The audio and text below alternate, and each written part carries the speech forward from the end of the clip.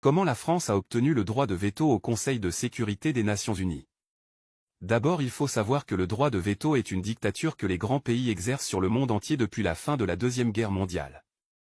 En réalité, le droit de veto appartient aux pays qui ont gagné la guerre. Après la guerre, voici l'image que le monde entier a retenue. Il s'agit des trois grands. Staline à droite pour l'Union soviétique, Winston Churchill à gauche pour le Royaume-Uni et de Roosevelt au milieu pour les États-Unis. C'est les grands gagnants de la Deuxième Guerre mondiale. Cette image a été assez claire.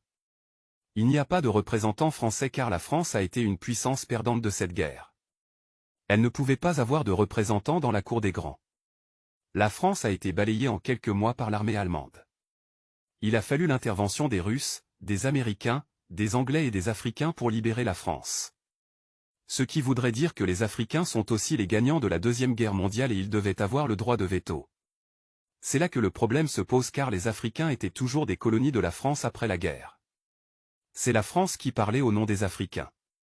C'est dans cette optique que le général de Gaulle a pu obtenir le droit de veto pour la France. Ce qui voudrait dire que le droit de veto de la France appartient en réalité aux Africains.